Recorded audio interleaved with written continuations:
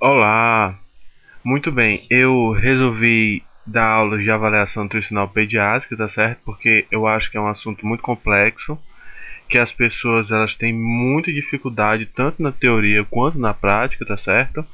Eu coloquei ali o meu e-mail ali em cima. Qualquer coisa, se alguém quiser mandar um e-mail com mensagens construtivas, será bem aceito.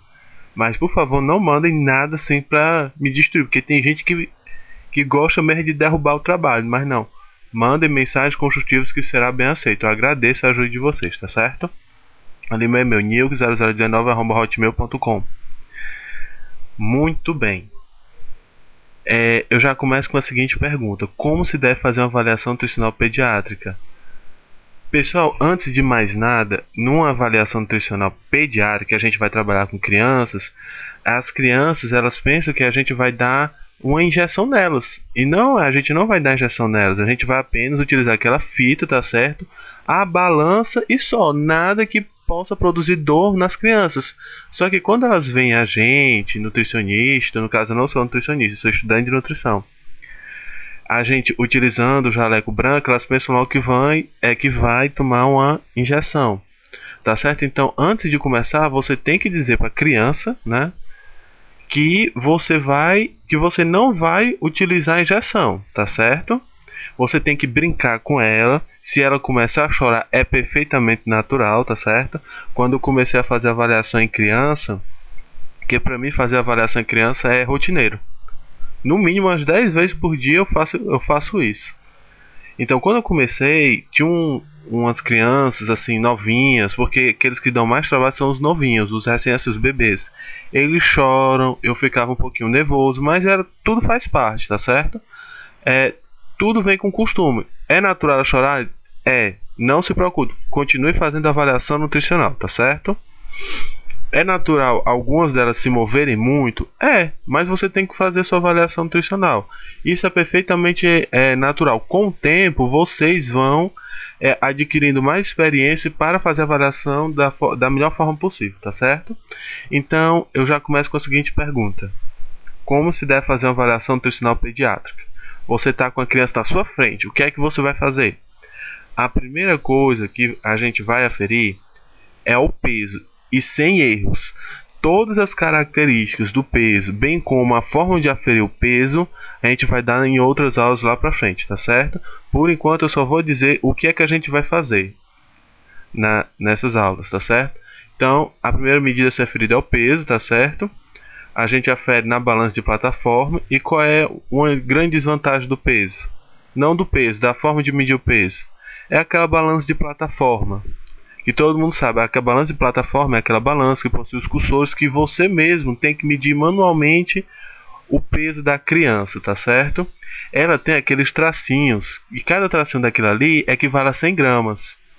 Então, o que acontece é que às vezes o aferidor, ou por inexperiência ou por preguiça, ele afere de 100 a 400 gramas de erro.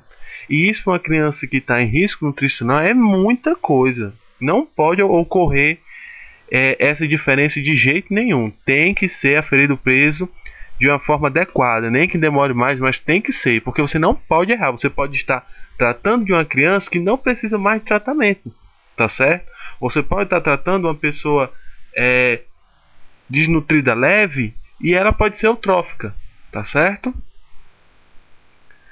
Muito bem. E qual é a segunda medida a ser aferida em uma criança? É a estatura comprimento.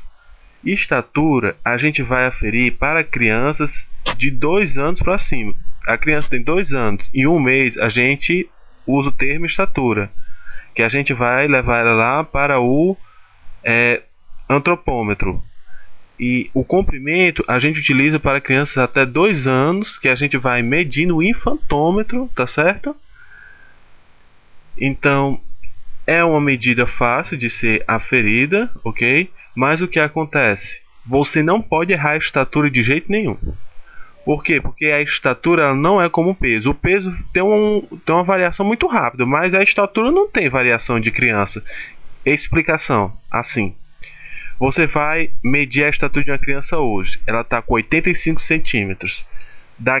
Aí depois você vai medir a mesma estatura da mesma criança e ela está com 70 centímetros. Quer dizer que ela diminuiu de tamanho? Não. O que está vendo é porque houve um erro. O aferidor cometeu um erro na medição.